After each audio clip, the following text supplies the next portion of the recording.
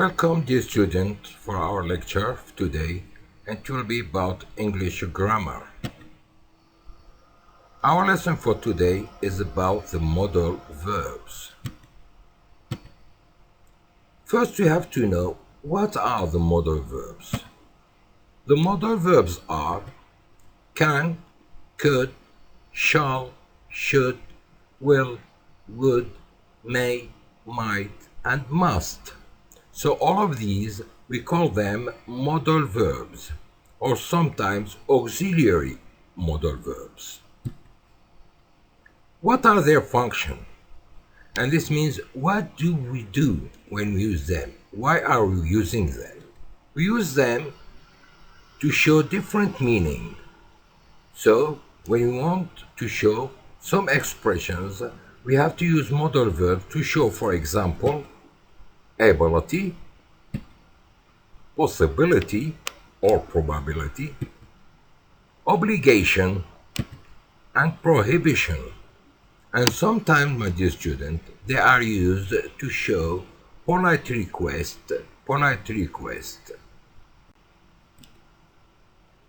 Modal verbs are so important that sometimes we can't express our thoughts or feeling without using them. So, when I want to tell someone about how I feel or what I think, I have to use this modal verbs to show my intention. So, you must, my dear student, learn them to be able to express whatever you think or feel.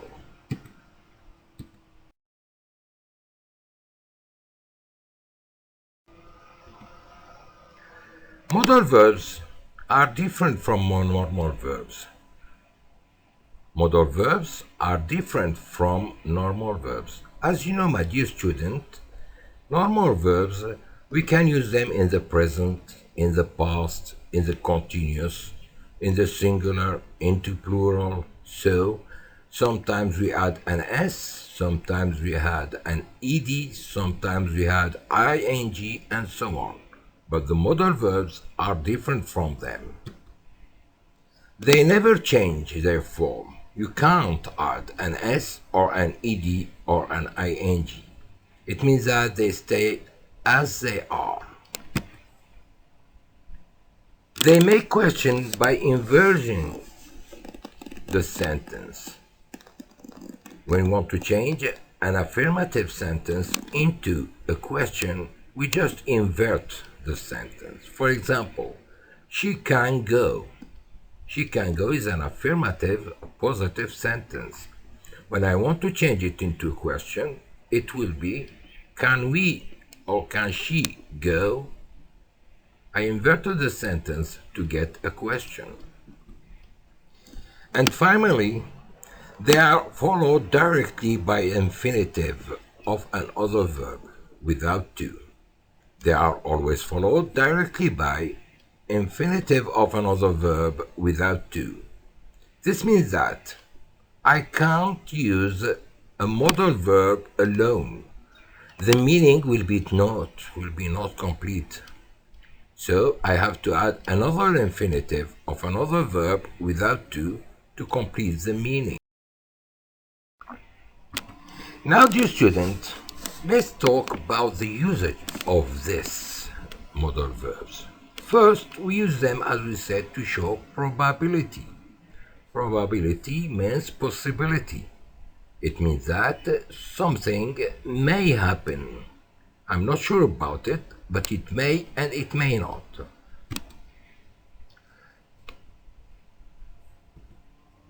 For example number 1. If we play hard, we may win the game. If we play hard, we may win the game. This means that by playing hard, we may win the game, and maybe we may not. But we try to play hard so that we may get the ability to win the game. Example number 2. He looks very sad. When you see someone and he is very sad, You expect something wrong happened that made him sad. For example, he looks very sad. He might have failed in the exam. He might have failed in the exam. Maybe the reason of his being sad is his failing in the exam, and maybe not. Maybe there is another reason. But the possibility, I think, that he might have failed in the exam, which had made him very sad. Example number 3. Wearing hand gloves might keep us safe from coronavirus. As we know, dear student, nowadays virus corona is very dangerous, and many people are affected with it. So maybe if we wear hand gloves, he might keep us safe from corona. We might be safer by wearing these clothes, and maybe not. But I think that it might keep us safe. Here, the modal verb might is showing probability, not certainty.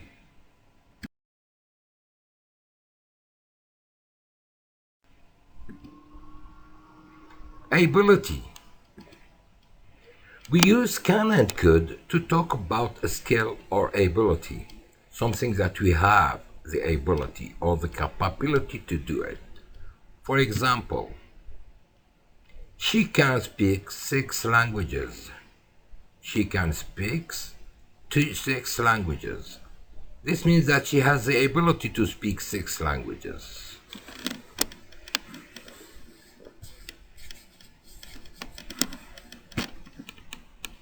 My grandfather could play golf very well. My grandfather could play golf very well. It means that my grandfather has the ability to play golf very well. So he is old. Though he is old, he can play or he could play golf very well. And example number 3, I can't drive when it's too dark. I have the ability to drive. I am good at driving, but when it is dark, I can't do it. So I don't have the ability to drive in dark vision, so I can't drive when it is too dark.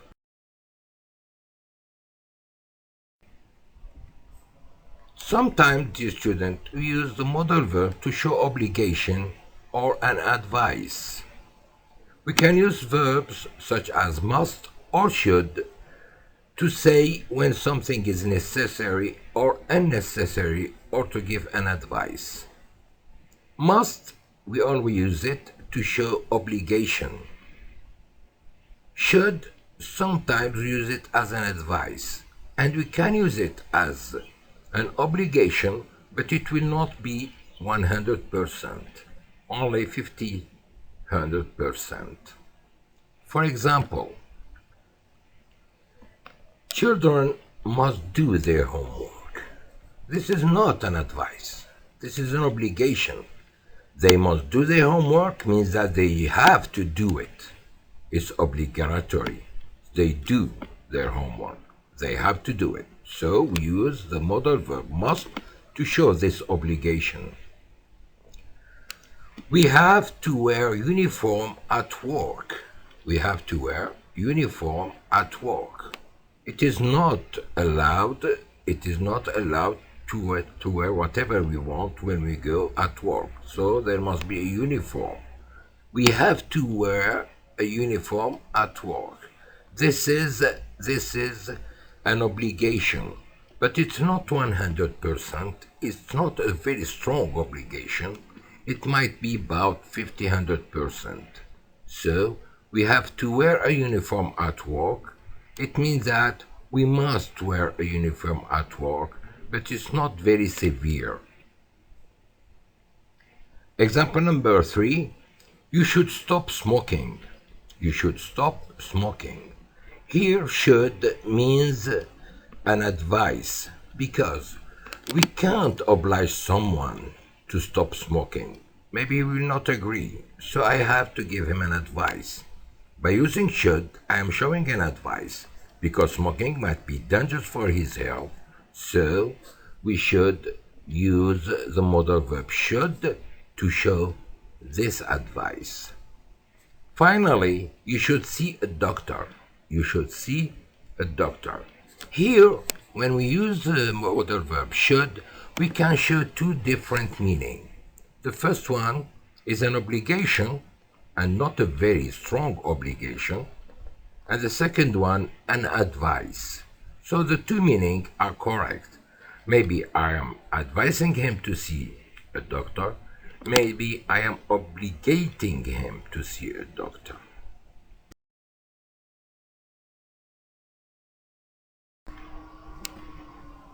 Prohibition.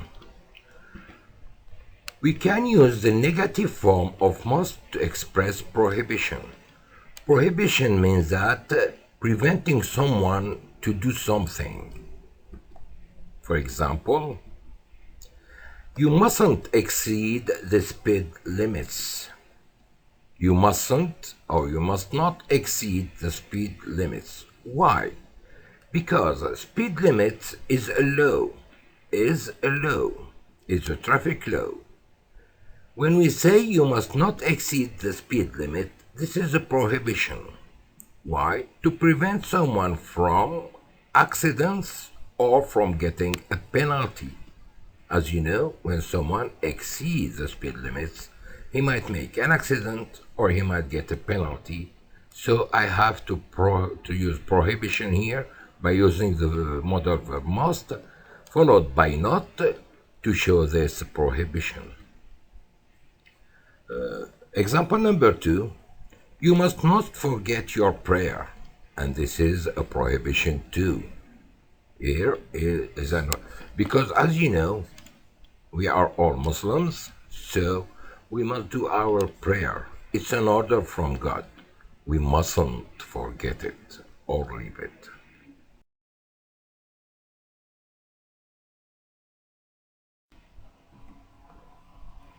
Finally, my dear student, we can use the verbs such as can, could, may, might to ask for or give a permission.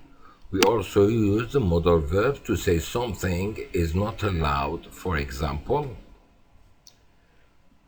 if I want to go out and I want to ask someone politely about permission, I will say, could I leave early today, please? Could I leave early today, please? And I can say, may I leave early today, please? Or might I leave today early, please? All of them show a polite request or ask a permission. May I use the car tonight? May I use the car tonight? This is also a permission. For example, we have only one car at home, and I want to ask my father's permission to use it. So I will say, may I use the car tonight? Or can I use the car tonight? Can we swim in the lake? Can we swim in the lake? Maybe the lake is not safe, maybe the lake is not pure, maybe the water is infected, or we are not allowed. So when I want to ask about the permission to swim in it, I have to say, can we swim in the lake? Or may we swim in the lake? And as we said, can, may, could, might shows the main meaning of asking permission. Now, dear students, let's practice a little with this exercise. I want you to read the sentences carefully and try to figure out what is the meaning behind this sentence. Question number 1. I didn't feel very well yesterday. This is the main sentence. It means that I was sick yesterday. I, and we have blank here, eat anything. We have in our choices two modal verbs, couldn't and mustn't. As we say, couldn't means ability in the negative form. Mustn't is obligation. What do you think, my dear students, the best choice here? I mustn't eat anything, or I couldn't eat anything. If we look again at the sentence, first, the sentence is in the past. The sentence is in the past. I think that couldn't will be more suitable, as couldn't is in the past, so the full sentence will be, I didn't feel very well yesterday. I couldn't eat anything. It means that I didn't eat anything because I was sick yesterday. Question number 2. You look at me when I am talking to you. All of us know that when someone is talking to us, we must not look away. We must look at him. So here we have two modal verbs, must and should. Must and should. Must, we said we use it for an obligation.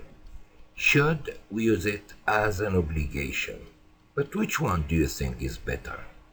Must or should? We said previously that must is 100% obligation and should is only 50%. So if we are really polite, we must use must to show the obligation. So the sentence will be, you must look at me when I am talking to you.